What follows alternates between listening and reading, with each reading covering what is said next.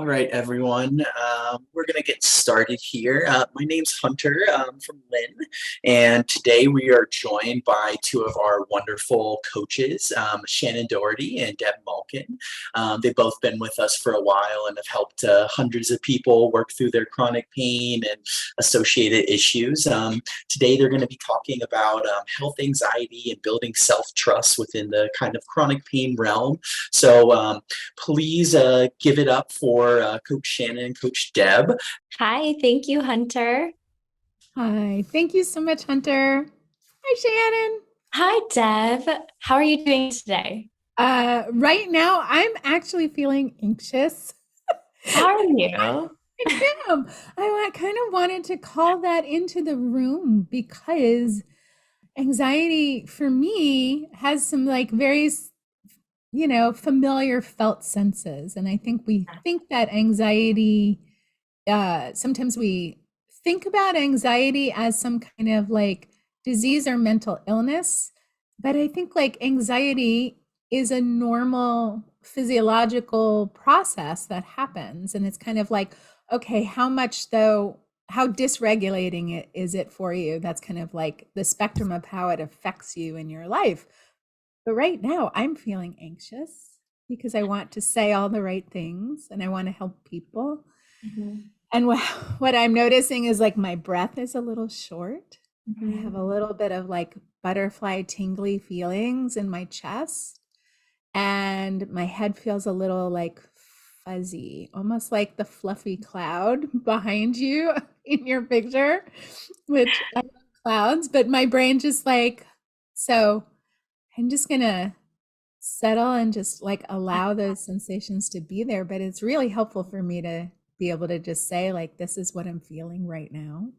Absolutely. And so often we stuff that down, and really it's like you said, a normal part of the human experience, and that there really is nothing necessarily wrong with feeling a little anxious sometimes here and there, or a lot anxious.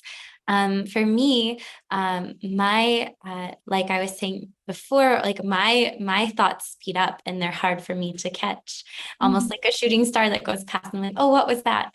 And I also have a little bit more shallow breathing and feel it a little more viscerally in the body as well. And that's actually one of the tools that we work with people on is labeling it in the somatic experience in the body rather than just keeping it up here in the mind, and becoming at peace with it and regulating ourselves through some breath work or some other sort of thing. But even just labeling it can be really, really helpful to help turn it around.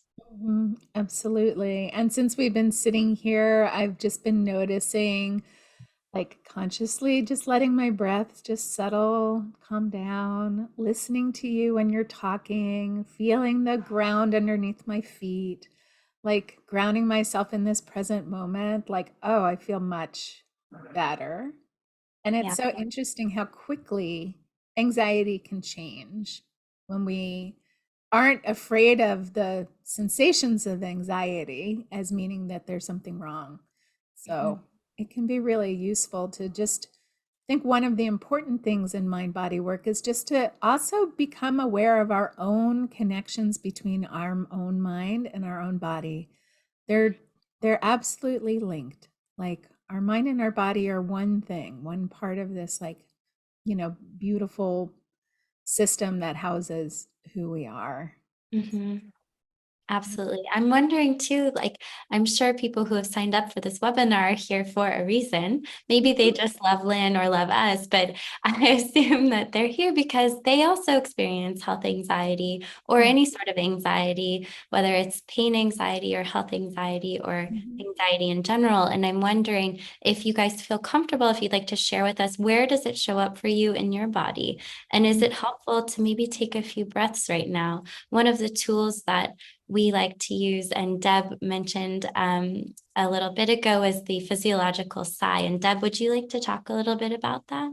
Sure. There's some nice science that talks about how our breath can help us change different nervous system states.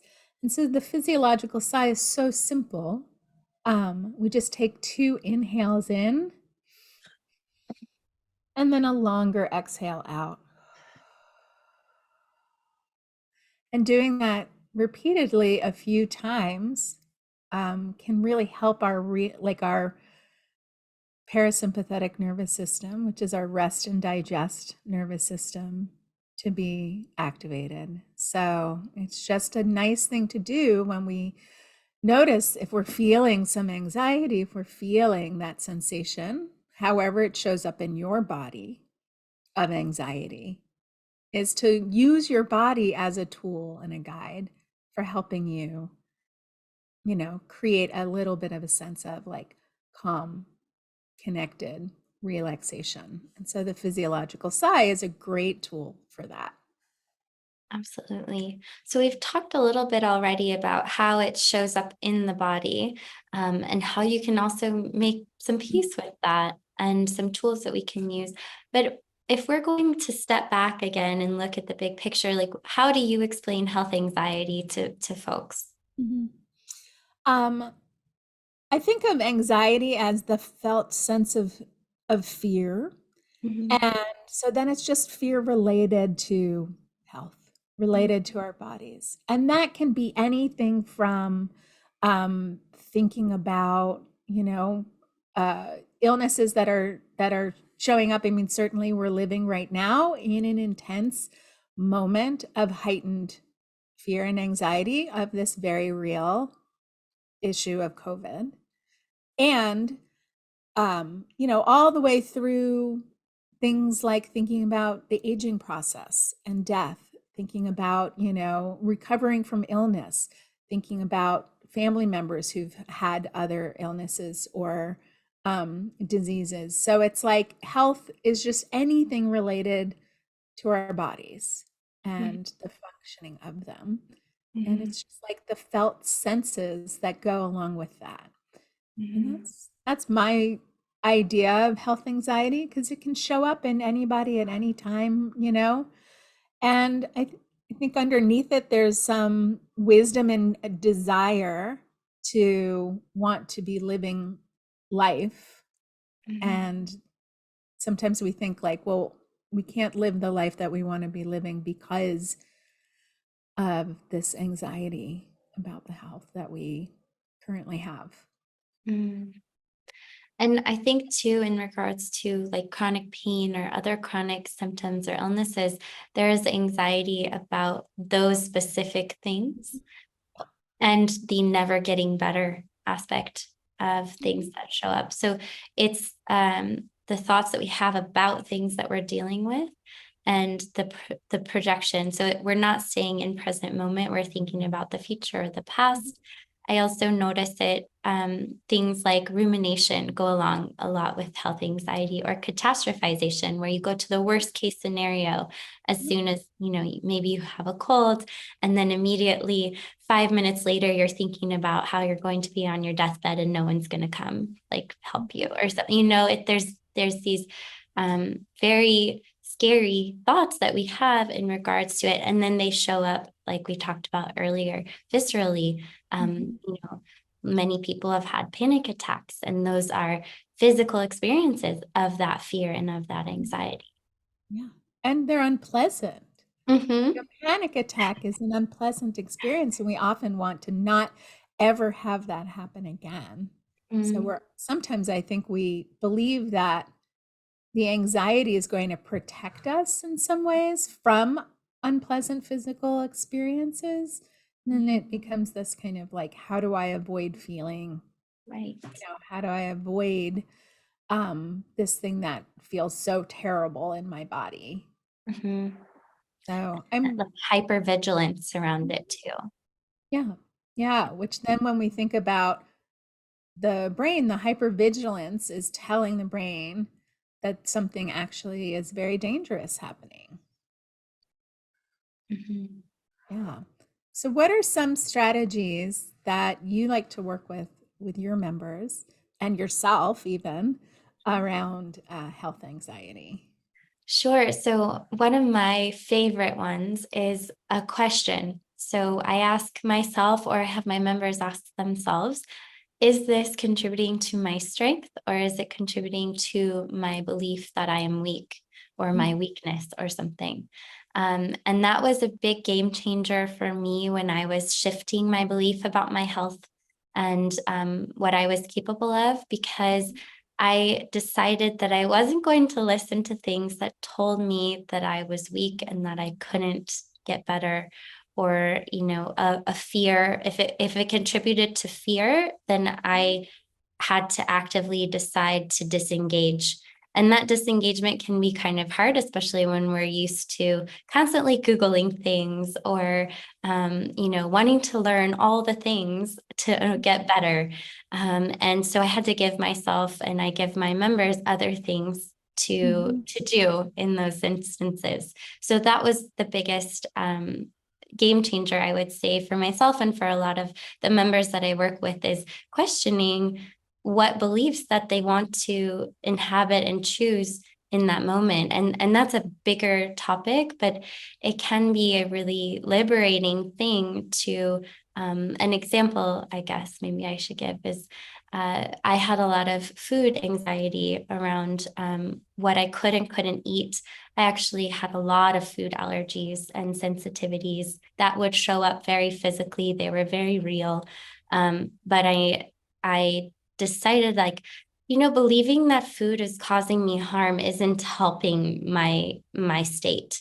And I finally got kind of fed up with what I was experiencing, and I decided to unfollow all nutrition, all health things on Instagram. I stopped looking up recipes or Googling things, and didn't give in to the fear around food anymore. And it took me a while to disengage from that, but it helped open things up. And a few years later now, I can eat everything. And I don't have fear around food. I do a little bit sometimes, it still comes and goes. It was a very hardwired pattern for a while, but I noticed that it was contributing to making me feel like I was weak and I couldn't digest things, or I couldn't do things. And then I started looking at other things that told me that I was safe and I could eat eggs or whatever it was I was afraid of. Because you can find other things that help empower you. Does that make sense? Yeah, I think it does. I think there's this I love that you were talking about it as a habit or a pattern, because I often think about some of these things as that, and not to say that you like did that habit on purpose, but it's like a subconscious experience. But then also, we're some of the places that we go to look for help about things sometimes just reinforce those beliefs that your body is weak, that you have to do only, eat only certain foods, that any other food is going to like trigger inflammation. We get a lot of messages about that our bodies are not okay unless we're like performing kind of health in a very narrow way.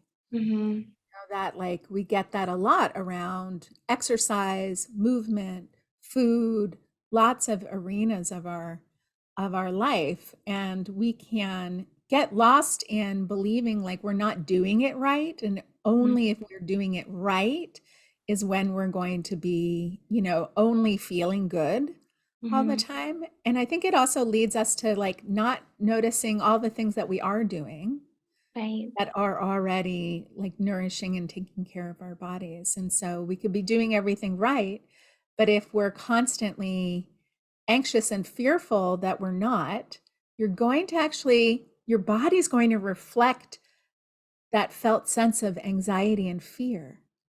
So it's you're it's like almost if you can just drop that story, you instantly will start to feel better anyway. Yes. Yeah, it's almost like changing your focus from that old story to how would you want to feel, Mm. Mm-hmm. and leaning into that and practicing almost that, Yeah. and and getting clear about what it is that you would want. How would you want to feel in your body? What would you do if you felt good, if Yeah. you weren't worried? and then see if you can make a list of that. What on that list can you actually start to implement? Because oftentimes there's lots of things that we are preventing ourselves from doing because of things like health anxiety or fear, but they're very doable, and or at least a piece of them, right? Yeah. Like if you want to go run a marathon and you're bedridden, like maybe not so much, but you could put on running shoes. It's about baby steps and Yeah. action, right? Like I think a lot of times in order to we want to calm anxiety too, but action really helps to negate the anxious thoughts and feelings too. Yeah, I love that. That's part of where this concept of like outcome independence comes in. Right. So sometimes we talk about like doing things scared. And I Yes. know for myself, during the pandemic, I had a roller skating practice. And I am, 50 years old and went back to roller skating. So I hadn't roller skated in like 30 plus years. And I was terrified and I was not good at it. But part of the process for me was about playing in with that anxiety, is like being able to teach my brain that I can move and still feel like I can move and play and get better at something that, one, I'm not very good at, and two, I can still do it while feeling a lot of anxiety. And so, that meant like making sure I had all my like protective gear on, but sometimes that meant falling a lot. Sometimes it means I'm roller skating and I'm moving like this. And I would just videotape it and share it online. And I was like, there was a lot of it that wasn't really, that wasn't quite fun in that same way of like roller skating used to be fun when I was a kid. But it was fun in that, like, I knew that it was this active process of teaching my brain. And then slowly over time, like, I could tell that, like, moving became easier. The more that I practiced something, the more that my subconscious was like, oh, it's safe to let go. Okay, these movements are all right. And even if I fall, I'll be okay. And so that was this fun part of doing it scared on purpose to really, teach my brain that like we can learn new things and we can do new movements and we can really challenge, challenge ourselves. Yeah. It was very enlivening. I think that was the other part, is that sometimes fear, when we're not trying to like tamp it down, actually can connect us with this great sense of like excitement or feeling Yes. connected. Yeah, with joy. And like feeling, like you said, feeling alive, feeling like we can do something. That's one of my favorite things about that whole doing it scared, and because especially with health anxiety, if you've had a chronic illness, you may believe that you're incapable of doing something. And you may want to try graded exposure in order to do the thing scared, right? Doing a little baby step at a time, like we mentioned, putting on running shoes before you go run a marathon. It's an extreme example, but doing something that you think, oh, I couldn't do that. But what if I could? And what would that look like? And how could I try that and do it scared? Because then once you've accomplished that, maybe it's going out, maybe it's going for a walk or something. Once you go and do it, no matter how you feel afterwards, the fact that you did it is going to show your brain that you are so much more capable than you think that you are, and that you are more safe than you thought you were too, which opens up a whole realm of possibilities. Yeah, I think the thing about anxiety is often we think that anxiety is like like if we're anxious about something, that then it is because there is something to be afraid of, or like what the thing it is that we're afraid of is happening.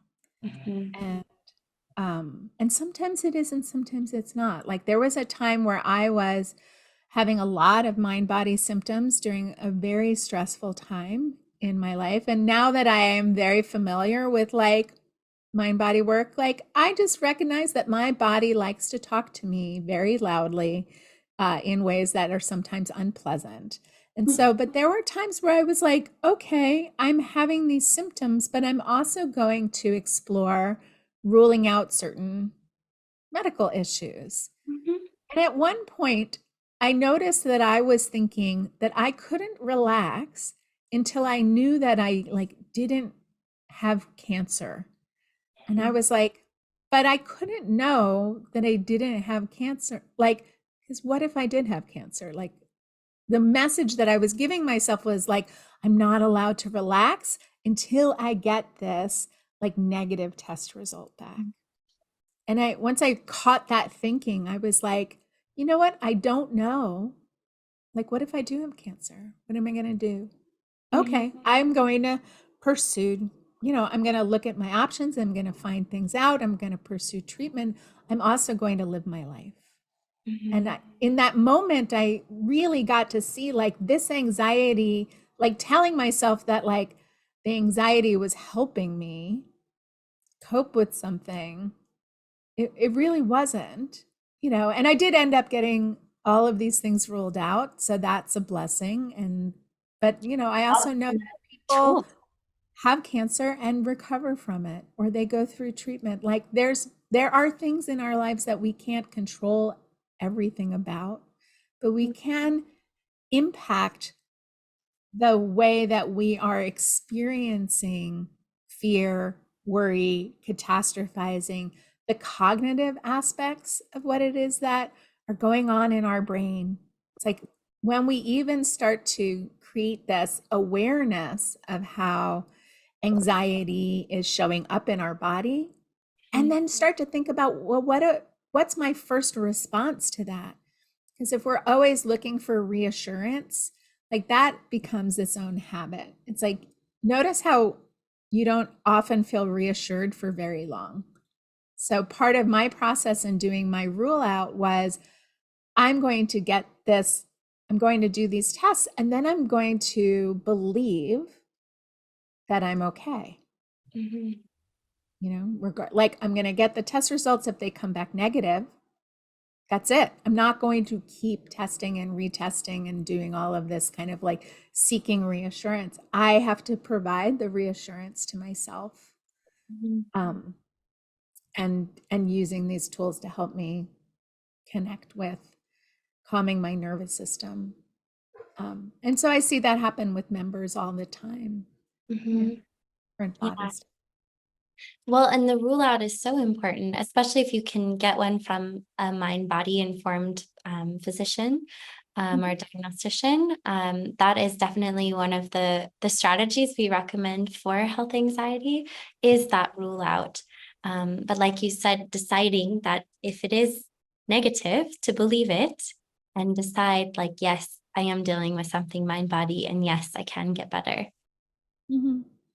But also, even just deciding that I have the tools and the capacity to deal with whatever shows up in my life, that's a decision. And so when I'm noticing like fear, worry, catastrophizing popping up, it's like, thinking that I don't, I see this happen with my members, is like thinking, okay, well, they break things down into like, well, this is real, and then this other stuff is not real. But like anxiety is real in that it creates this felt sense in the body that can be dysregulating. So it's like, what are we doing, with our mind and our body when we feel things? And really just starting from there, creating this curious awareness, which is that kind of tool of somatic tracking. That's what we're doing with somatic tracking. We can somatic track our anxiety as well, and just start to notice, when does it change? What does it feel like in my body? Because everything that's happening to us is also happening inside of us.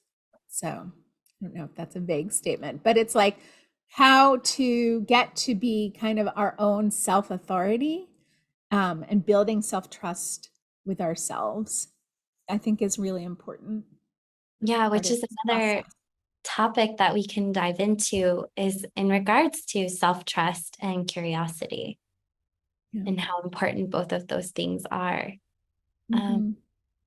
How do you help people with that? I have a couple of strategies that I use, but what do you like to talk to people about? So I like to talk to people about, well, one, I like to create their ability to witness their own thinking and feeling. So I think I always start there with this kind of meta concept of starting to explore and observe ourselves in the wild, almost like being a scientist of our own mind body. So I've had members who are like, noticed, like, I had one member who was a teacher and noticing like her anxiety would ramp up before, like in the morning, before her classes started. We just had her observe, like, how is that showing up in her body and what kind of symptoms are that, does that anxiety start to create? And then explore, because it's really, it's like, okay, then what are you thinking about your job or this time, or what is it that you're trying to create with your students? And so I think this work is like both global, like our minds and our bodies are connected, but then each individual person's journey is so personal to their life. Yeah. So, same thing. I had a member who would have lots of gastrointestinal distress and problems around traveling. And so we really created processes around how to soothe your nervous system before getting on the plane, thinking about the travel. Some of it we explored what is going on in your mind around work in general, because the flights were for work. So we noticed sometimes like flights that were not for work didn't create these same symptoms. So we just become a detective. Yes. And not just think about the symptom itself, but the relationship between the symptom and what's happening in your life. And then what you're thinking about it. And then all the things that you do when you feel the symptom. We start to think about those pain behaviors and those, behaviors of whatever it is that we're doing. And then start to break it down, shake it up a little bit, start to teach the brain that there's a lot more safety. And sometimes we get revealed that there are conversations that need to be had, that there's some stress in somebody's life that they're ignoring or not dealing with. And so there's all kinds of stuff that comes up around it. I always like to think about our body and our brain are always here working in our for our survival. So that whatever learned behaviors or mechanisms that are happening for a reason, usually, for a good reason. And oftentimes they're just habituated patterns. So it's like, how can we change them? Even though they were created, to help us. For a purpose, right? Like but we are evolutionarily wired to look for what's wrong, right? Like it's so much more helpful to be able to worry, oh, that food looks like it's spoiled. I shouldn't eat that because I may get sick. But then when we go into that learned pattern of all food makes you sick, then it's not so helpful.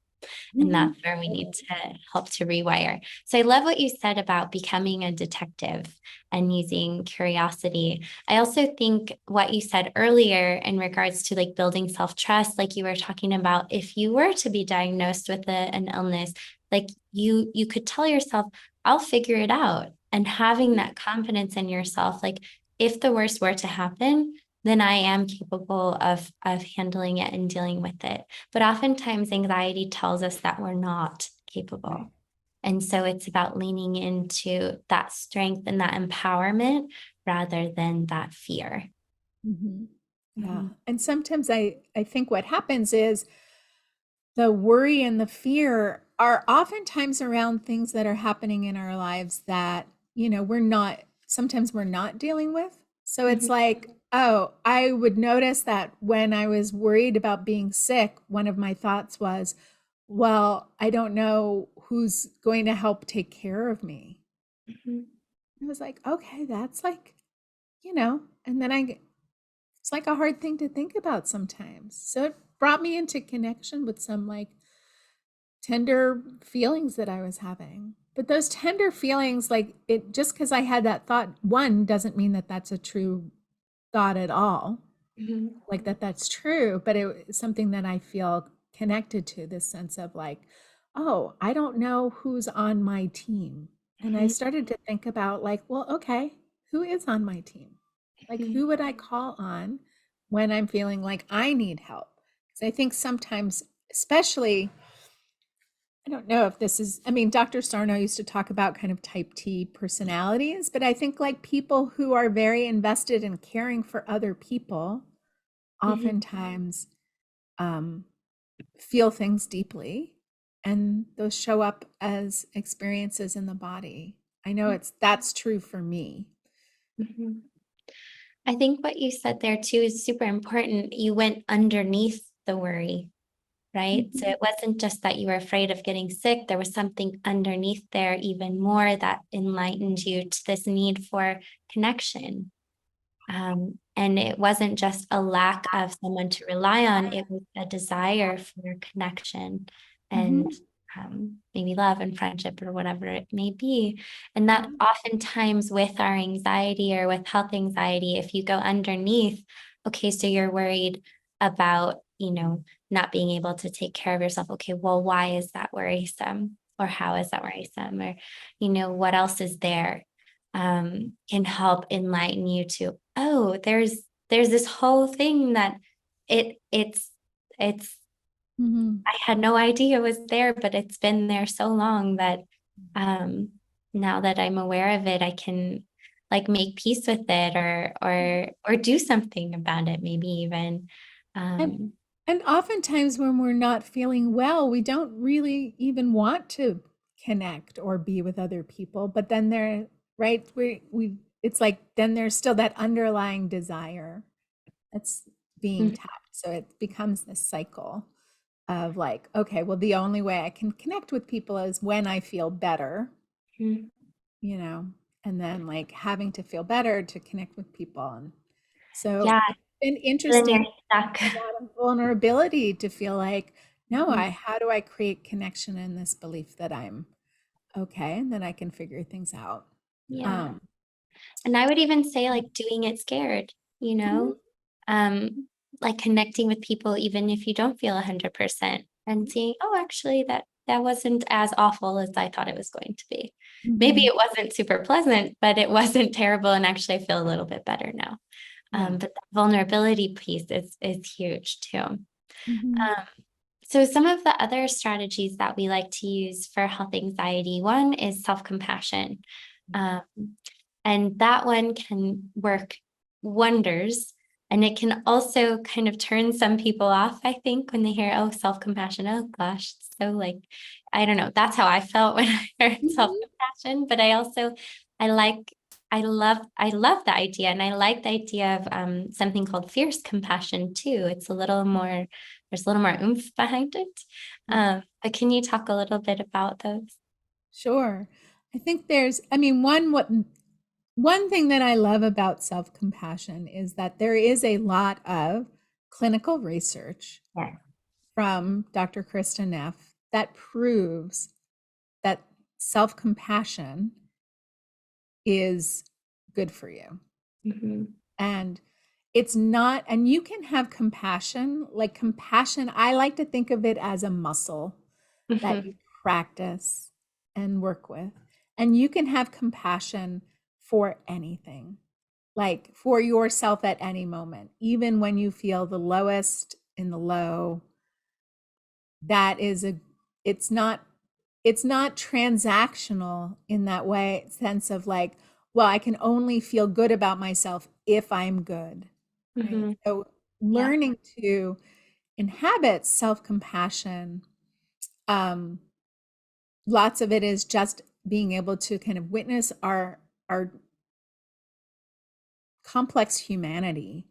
So Dr. Krista Neff has a whole bunch of different kinds of meditations. There's courses. There's all kinds of things. You can just follow along on YouTube or on a MP3. So it can be a practice that brings you into contact with yourself as a complex human being with various thoughts and feelings and body sensations, and creates for what I think it does for me is that it slows everything down and it creates some space between the experience that I'm having and what I think about it.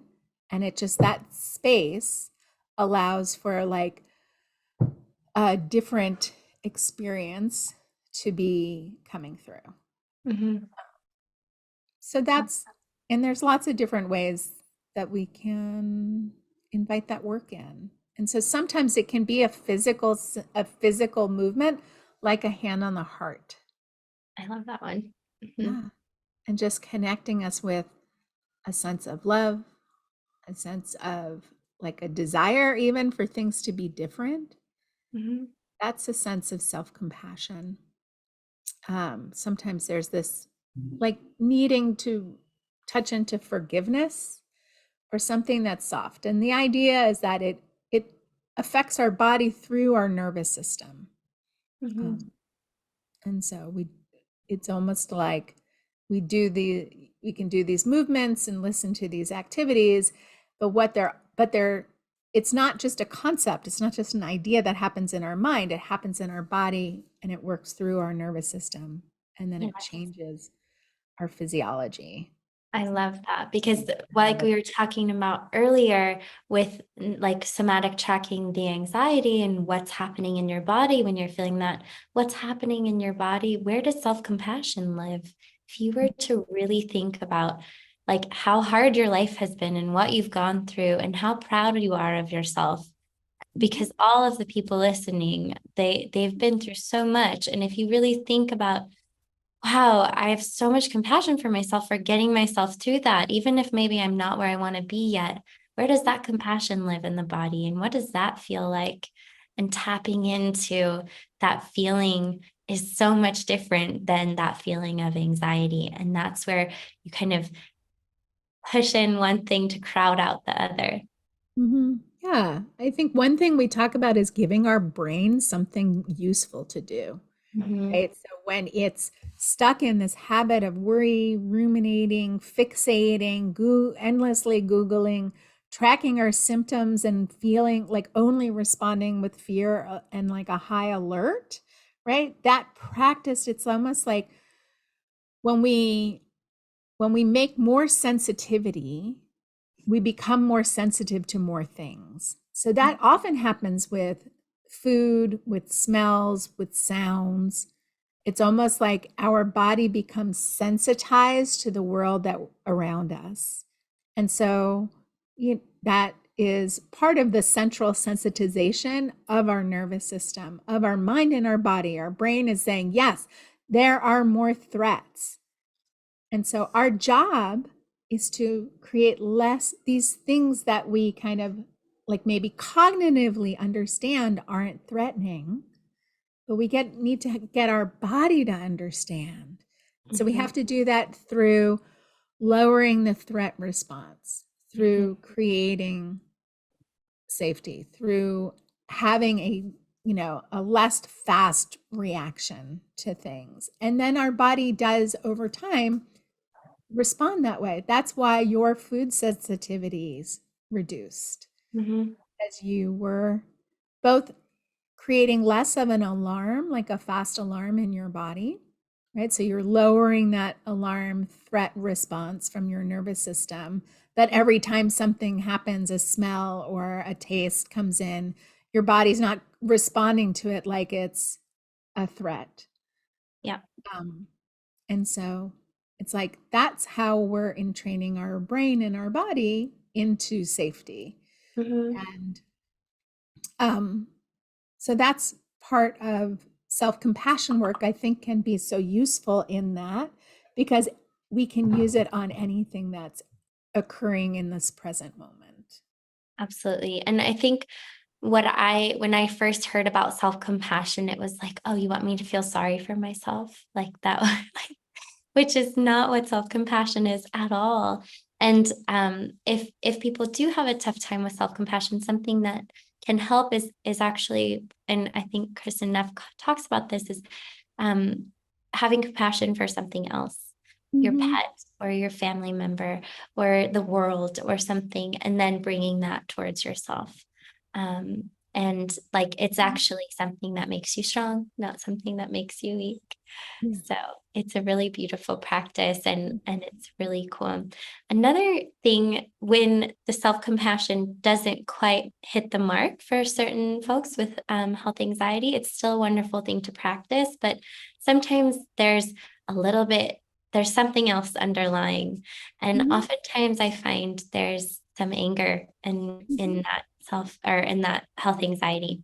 Yeah. And one of the things that can be really helpful is this idea of or strategy of standing up to the bully of that thinking pattern.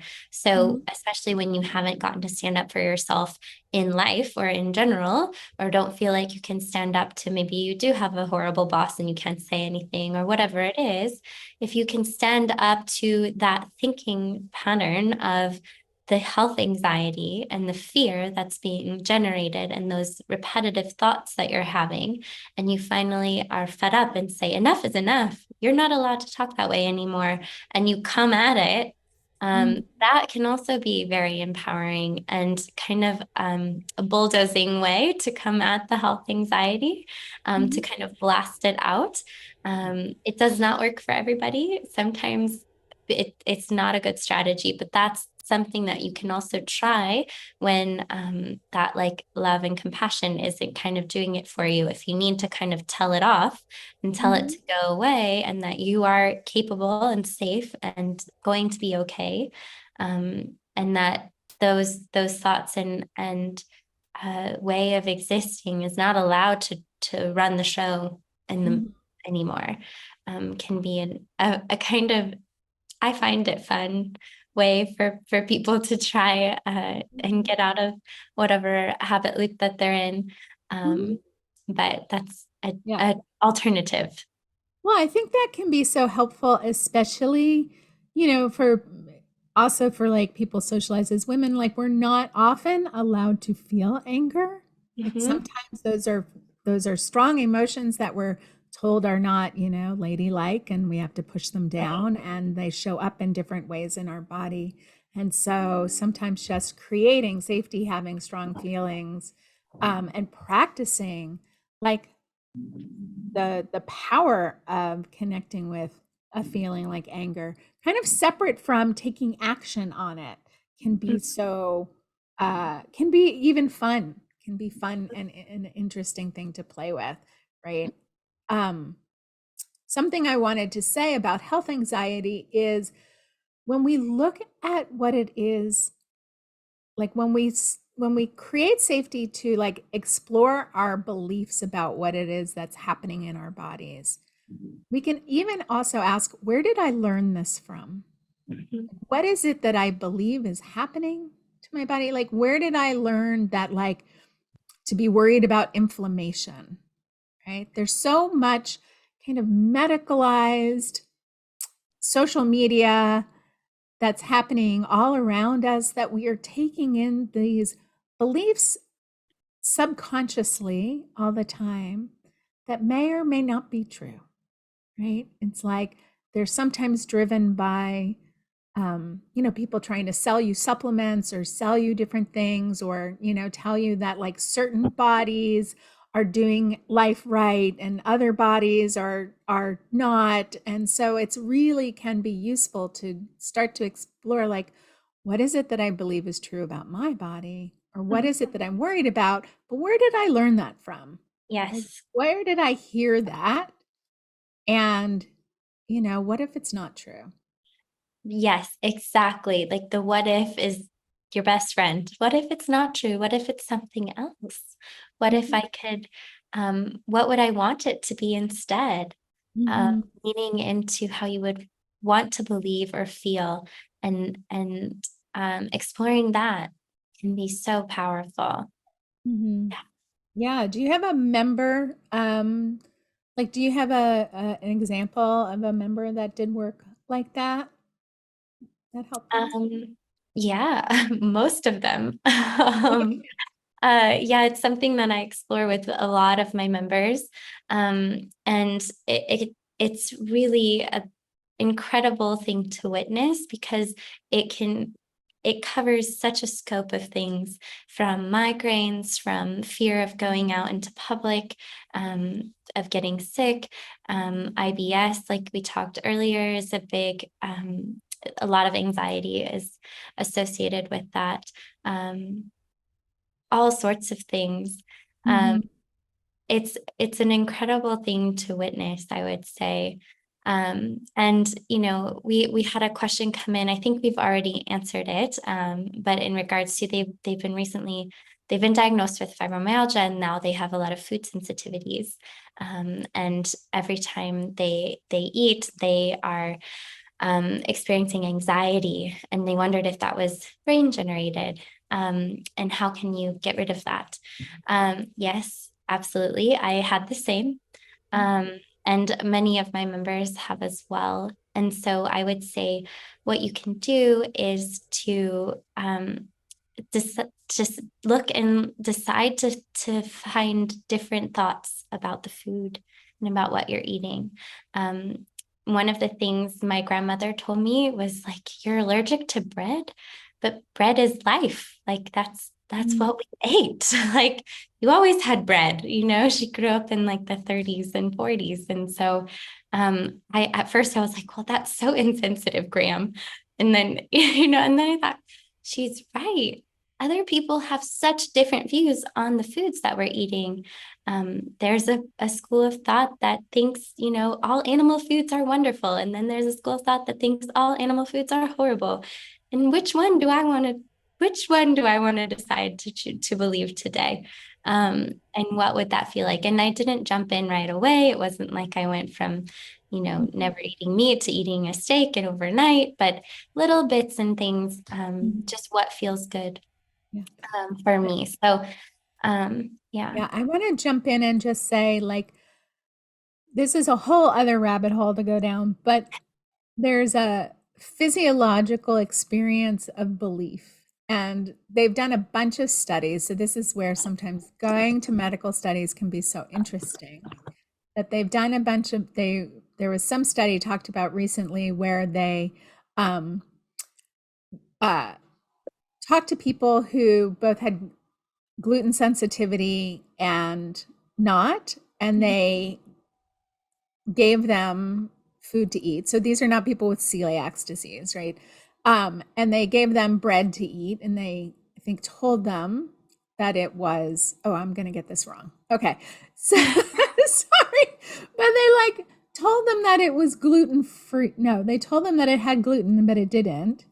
And the people who had self-described like gluten intolerance had all the symptoms Mm, of hmm. gluten sensitivity, but there was no gluten in the bread. So Yeah. they had bloating, they Mhm. had diarrhea, they had whatever symptoms that they had, they experienced it, even though the food that they actually ate did not have the substance in it. So I find that those stories can be really helpful because it really shows us that like our thinking and what happens in our body are so closely linked. And So so connected. like, those studies, there are a lot of different ones. Dr. Leah Crum has a whole bunch of studies about exercise or about food Mhm. that are really, really interesting to explore. So if people like to do that, going down that rabbit hole is really fun and interesting. That But actually that brings me to another one of we're going to jump into some questions. And one of them was how to live with chronic pain, how to set boundaries and not do too much.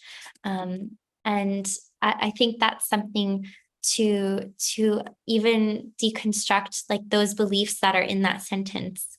The too much aspect of things.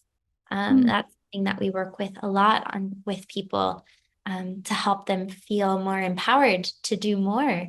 And like there is this whole view of chronic illness, and that there's all these spoons, right? Like that you have a certain amount of spoons throughout the day, and if you overdo it, and then you don't have any more spoons to give.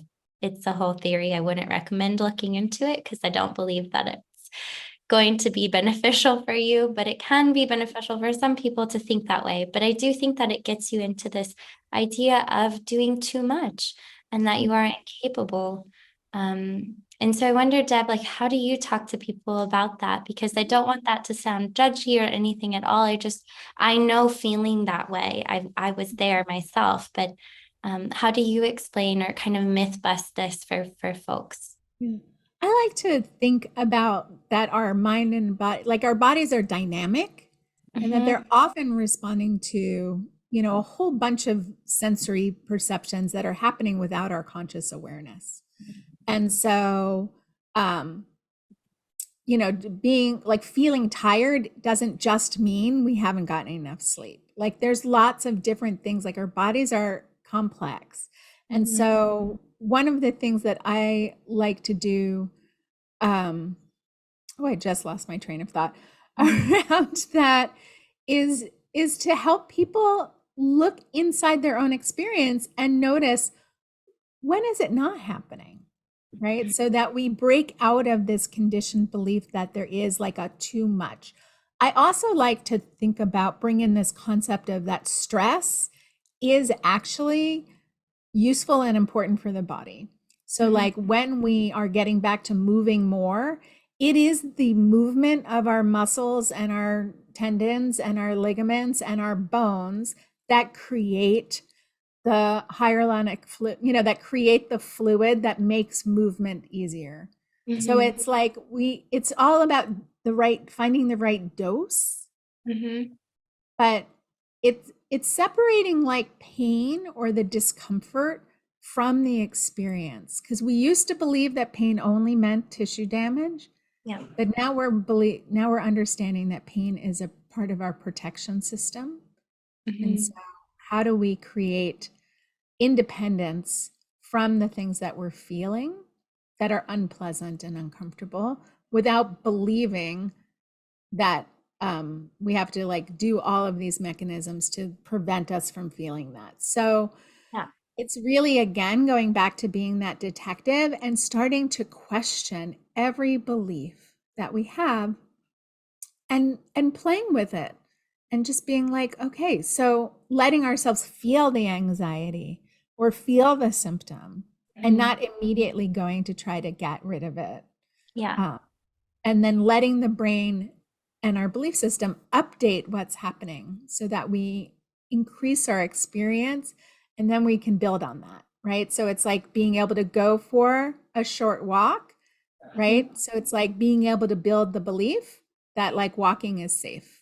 Yes. And that some days, this is why I'm not a huge fan of the spoon theory, is like some days you will feel like you could walk 20 minutes, 30 minutes, an hour, 2 hours. And then other days you may feel like walking 5.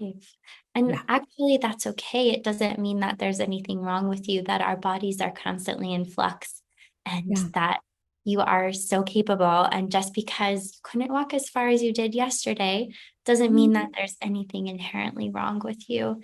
And that over time, if your goal is to walk more, like you can build up to that, and that you are okay, and that you will feel better.